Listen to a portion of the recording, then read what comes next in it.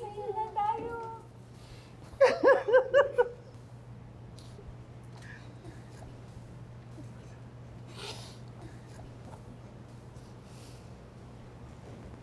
Ano, Lilet? Masaya ka na, ha? Masaya ka na? Sis Montinola, I'm sorry po sa pagkamatay ni Dexter. Pero wala na po kayong dapat sisihin. Meron. Ako.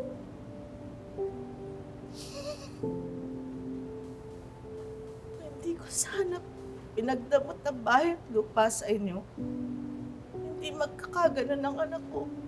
Hindi rin siya magdadamot sa inyo. Hindi siya mamamatay. Hindi ko mapatawad ang sarili ko na ako ang dahilan kung bakit namatay ang anak ko. Hindi ko mapatawad ang sarili ko. Hindi ko mapatawad ang sarili ko.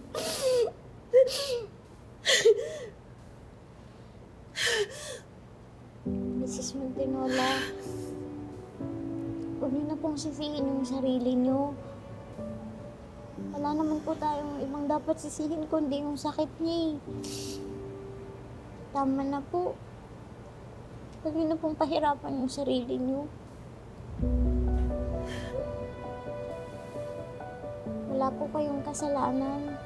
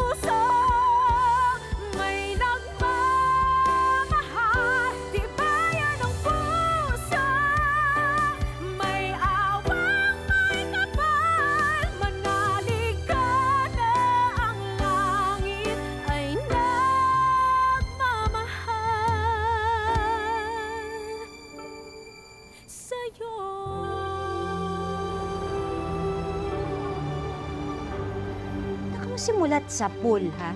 Sarili niya pala yung sinisisi niya. Tapos ipapasa niya kay Ate Ces. Abay, pagkalaki-laki ng mga abala noon, hindi ba? Eh, pabayaan mo na kung may tek-tek man siya. Ang tek-tek. Paano saltik? Saan? Parang... Basta ganito, magpasalamat na lang tayo. Tapos na to. Ha?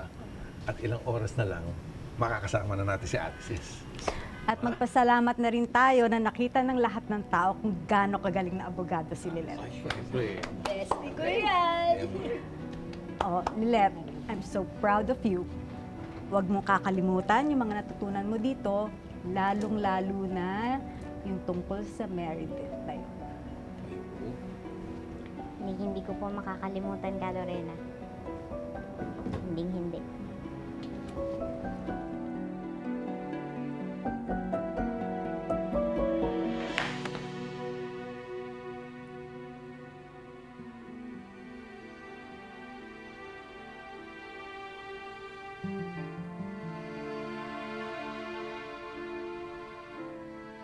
Tingin po ata to, attorney.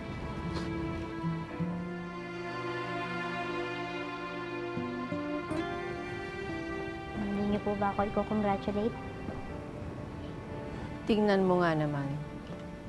Lumaki na ulo mo sa maliit na panalo. Naalala niyo po yung sinabi niyo sa akin noon? It's a dog-eat-dog world. You have to be alert. Hindi pwedeng tatanga-tanga ka. Tama po kayo. Yung iba, gagawin lahat para maungusan ako. Kahit pa masaktan ako. At yun, eksakto ang ginawa niyo. Pumanig kayo sa kasinungalingan. Tinapak-tapakan niyo ako. dinurog ng pinong-pino. Pero sa huli, buong-buo akong humarap sa inyo. Dahil ako, malinis yung konsensya ko. Eh kayo po,